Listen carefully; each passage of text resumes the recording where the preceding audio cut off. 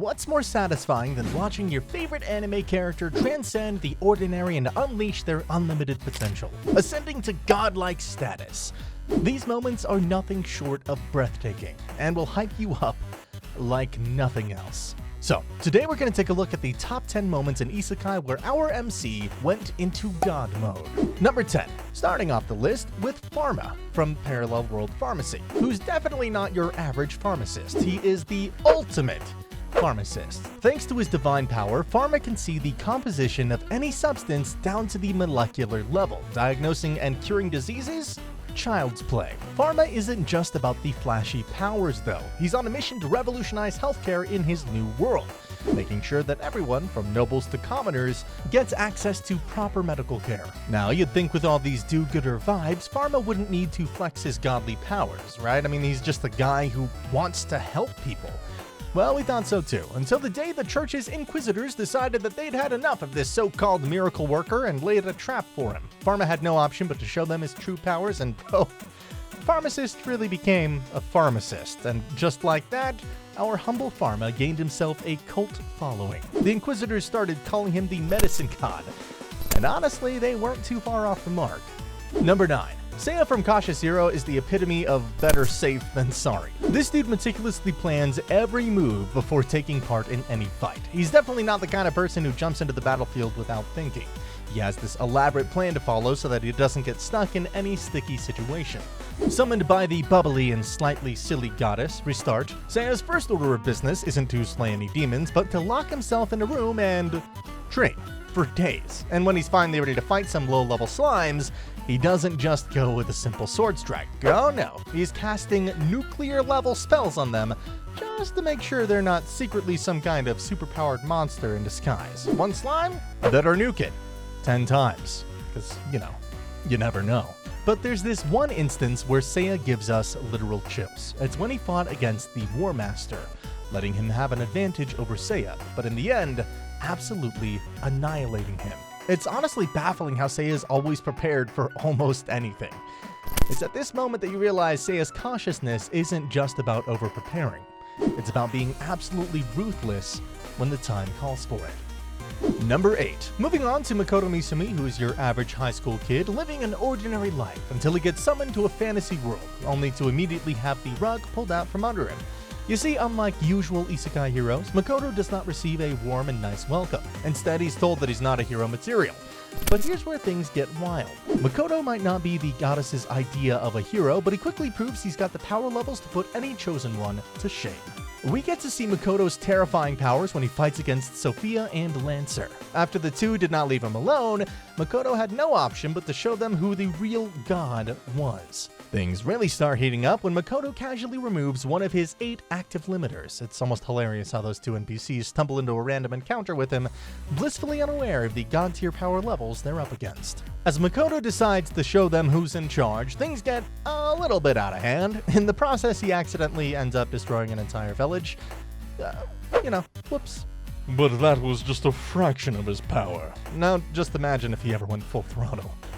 Number 7. Let's talk about Lloyd D Solum, who's the hidden genius of the isekai world. On the surface, Lloyd seems like your typical polite and cheerful young man, brimming with enthusiasm and ready to tackle any challenge. But don't let that easygoing demeanor fool you. This guy is secretly an absolute powerhouse in disguise. Transported into a new world and given the title of the 7th Prince, Lloyd finds himself in a world where magic and martial arts are everything. Now here's where things get interesting. Lloyd might think he's just a regular guy with a knack for magic and swordsmanship, but when push comes to shove, he unleashes a level of power that is nothing short of godly. We see Lloyd's godly powers when he unleashes his full potential against a demon named Pazuzu. The demon doesn't just lose, he practically turns tail and runs for his life. You can almost hear his internal monologue screaming, "What have I got myself into?" as he realizes he's bitten off way more than he can chew. Number 6. Shadow, aka Sid Kagano, is not your average isekai protagonist. He's the ultimate definition of Chunibyo's dream come to life. The kind of guy who spent his days in the real world practicing his secret techniques in the shadows, all while waiting for his moment to shine. So when Sid gets reincarnated into a fantasy world where magic and shadowy organizations actually exist, he hits his jackpot. Finally, all those years of pretending to be a mastermind in the shadows are about to pay off, and oh boy, does he commit to the bit. When he finally gets into action, it's a spectacle. Sid's combat skills are literally off the charts. We see Sid's true powers in his fight against Iris and Beatrix. I love how Sid knows exactly how to dish out what each person deserves. And when it comes to Iris, who's all arrogant with no real competence to back it up, he doesn't hold back in showing her just how out of her league she really is. But then there's Beatrix, who's modest yet incredibly talented. Sid treats her with the respect she truly deserves, recognizing her skills and honing her strength. Also, did you guys notice that Sid is the only character to outrun the cameraman? Hey, excuse me? Yeah, you. Hi. Could you maybe please like this video if you're enjoying it so far? Don't worry if your favorite MC hasn't appeared on the list yet. We still got 5 more to go. So yeah, maybe give this video a like, subscribe to the channel if you haven't done so already. Thanks. Number 5, we have Belle Cornell, the absolute sweetheart of the anime world. He's the kind of dude we can't help but root for because of his pocket full of dreams. He has the heart of a lion, but the experience of a newbie. And let's be real, his innocent charm and earnestness make him totally endearing. So here's Belle in a nutshell. He wants to be a hero. Not just any hero, but the kind who saves the day, rescues the damsel in distress, and gets the epic adventure of a lifetime. The catch? Well, he's got a long way to go, but don't let his naivety fool you. Belle might be inexperienced, but he learns fast, like really fast. Thanks to his unique skill, Argonaut, and his dedication, he goes from monster bait to monster slayer in no time. Belle unleashes his divine powers in his battle against Goliath, and oh boy did he pull his biggest card. Everybody gangsta until Belle starts chiming. You can't help but get hyped at the sheer badassness of this scene. With a finishing move that has you jumping out of your seat, he absolutely annihilates Goliath. One epic slash later and boom! Goliath is nothing but dust in the wind. Number 4.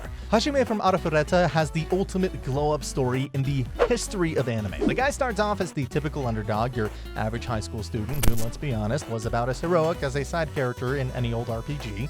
He's the guy who gets isekai'd into a fantasy world and ends up with the most unimpressive skill set. While everyone else is slinging magic and swinging swords, Hashime is stuck with the super exciting ability to transmute.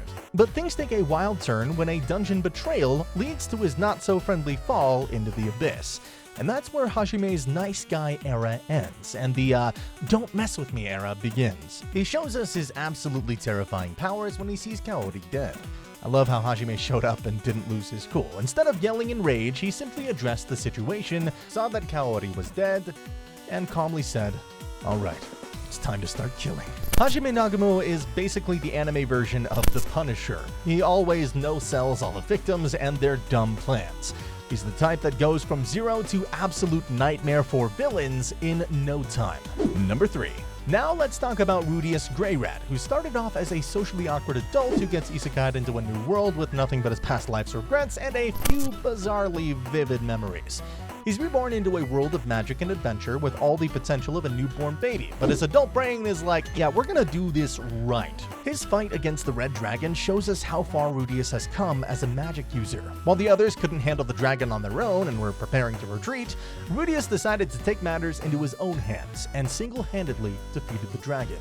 I honestly felt a little bad for the dragon as Rudius was pretty brutal while dealing with him, and this was the moment that we realized that Rudius was not a pushover anymore. This dude could take anyone twice his size without even breaking a sweat. So hats off to Rudy.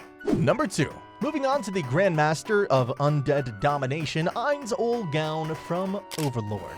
We see his absolutely terrifying powers when he killed 100,000 men single-handedly. With his cold, unfeeling gaze, he prepares a spell that's less about tact and more about spectacle. Ainz relishes the thrill of seeing his dark magic come to life, completely unbothered by the sheer number of deaths it will cause. For him, it's all about the artistry of destruction. As Ein chants the incantation, dark energy fills the air and suddenly a huge, menacing black orb drops from the sky. It crashes onto the battlefield with a tremendous impact, shaking the ground. When the orb explodes, a flood of black ooze pours out and spreads over the fallen soldiers. This man's magic was so strong that it knocked the CGI back to the early 2000s. Also, you know you're a badass when you scare the shit out of your own people with your own deadly powers. Number 1. Meet Ruaru Tempest, the coolest slime you'll ever meet. quite literally. In the world of That Time I Got Reincarnated as a Slime, Rimuru starts off as an unassuming, gelatinous creature. But don't let that fool you. This slime is anything but ordinary. Rimuru's powers are as impressive as they are versatile. He can absorb and mimic the abilities of anyone or anything he consumes, turning into a one-slime powerhouse. One of the deadliest spells is Megado, harnessing the power of spirit magic to create tiny water droplets controlled by water elementals. These droplets act as lenses, focusing light into a deadly laser beam. These lasers are so potent that they can even cut through special A-rank individuals like Fulgen. We saw this spell in action when Rimuru unleashed it against the entire army of the Kingdom of Falmoon, wiping them out in mere seconds. The attack bypasses magical resistance, making it an unbeatable method for eliminating large groups of enemies. All at once, the battlefield was left in ruins with death and destruction quite literally everywhere, and the soldiers who faced Rimuru's fury did not stand a chance. The sheer power of the spell was so overwhelming that we couldn't help but feel a bit of sympathy for those on the receiving end. So, did you like our list? Pretty cool, right? As always, do let us know any moments you believe should have made this list, and if you liked the video, give it a thumbs up, subscribe, share it with your friends, all the normal YouTube stuff, and if you have some time to watch this next video, go ahead and check it out. And Honest, we'll see you next time.